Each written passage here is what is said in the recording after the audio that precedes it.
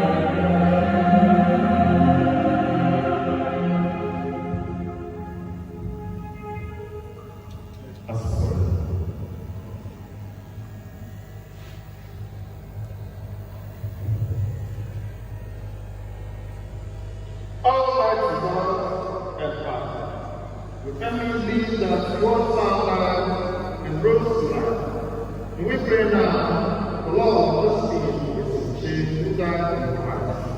Grace now and the last day, share blood of the risen Christ, eat and reign with you and the gospel. One God forever and ever.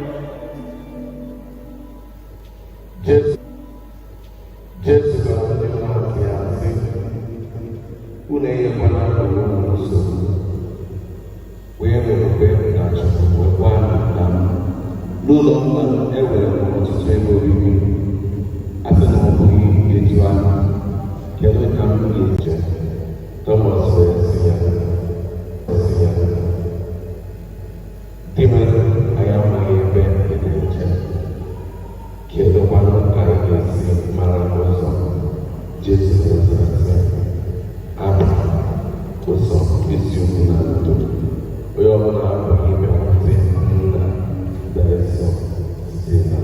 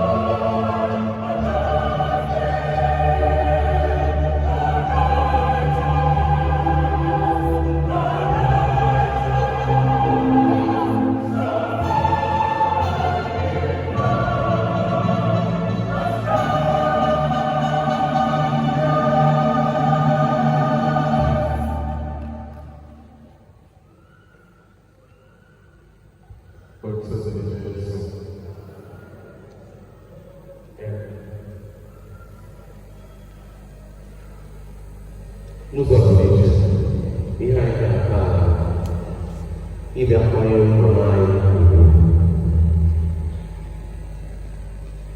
ụzọ ihe na-atọ bụ ihe dị mkpọta ụzọ ha ji a na-ayọ ndị anyị nze foto ha ga-enwere n'ofe ihe on the side of the side. Okay? Can you please? Thank you. You can stand in the first on the floor. Nke mbụ bụ anyị bịara imeri ya ife o mere ndị ọzọ mgbe ọ nọ ndụ. Nke ịbụọ bụ anyị bịara ịkasi ezinụlọ ya obi. Nke ịtọ anyị bịara ikpere ya ekpere. Nke ịnọ anyị bịara iwe ihe mmụta. Nke mbụ imeri ya ife o mere ndị ọzọ mgbe ọ nọ ndụ. Mama anyị bụ onye na-echekwasịrị ndị ọzọ. Anyị ndị niile bịara ebe a anyị na-ekele Chukwu anyị jasị wee bịa wee mee adjust our different programs. Then nke ịbụọ anyị bịakwasịrị ịkasị ezinụlọ ya you might wonder how painful it is until or maybe you wonder. So ndị bịara ịkasị don't wonder because also kwasị na ọrụ mara mma Chukwu na-atụ anya n'aka anyị. Anyị ga na-aga akasị ndị nọ n'iru uju obi soro mba wee na-eru uju. Ilejibe mmadụ nwere na-asị ya ya tie ya but o mere dị ka ị na-aghọta. I remember some years back when I was in Viga mgbe anyị na-agụ akwụkwọ. My father was sick. So mbịa ịchọta ewetara ozugbo onwe m wee bịakwute ndị fada anyị dị nta lekọtara bido ya tie m ka ọ dịghị m anya na tenshọn dị m n'alụ ịmanya ọgwa ihe a bụ ihe unu na-agwa ndị mmadụ olugo ya ọgbọ ntọ na ịma ntụzi ya. So you will not understand what nwanne m aga na-akpasị or else na ọ na-eme But we thank God for everything. Magana, Mama will go and mommy, and I will some. Then, although the key I am Imana, every mother, very important. On a demon at the end, even though the mother of one simply on mother. That's why, even though modern way of doing funeral, I do come one in India, and it goes now. And I live everybody will just go. 6 months time, another drama. So, my neighbor don't find out my idea, then, okay, no, we thank God we are doing it and we encourage to continue doing it. Then the fourth one, I got you a different motor. The different motor, I am a legacy. What you have, the deposit for the unborn generation. Now, I am not gonna all the even boom, even limit all gathering New York. Madam, all cats you will be able to live. The Belang never got an organized holding nothing to charge on a final. Can't you do for the fire? When I got you, then I'm one within a word. So, Macandu, and you several.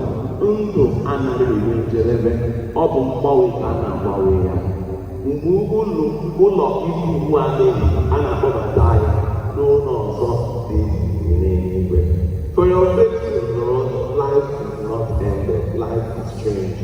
When our earthly dwelling place unto us, an eternal dwelling place is made ready for us in heaven. Why am I taking you John 14 verse 2? Ana m adị nkwado n'ụlọ ebe obibi. That's my body. Who John 14 verse 6. I am the way, the truth, and the life. No one can come to the Father except through me. So the liar, death is the gateway to heaven. Death is an entrance to heaven. Mother, he and the very that's why for me must here.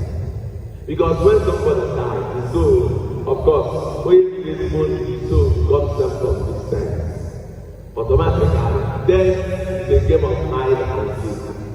It's a momentary disappearance of the body of the soul to reappear in another form.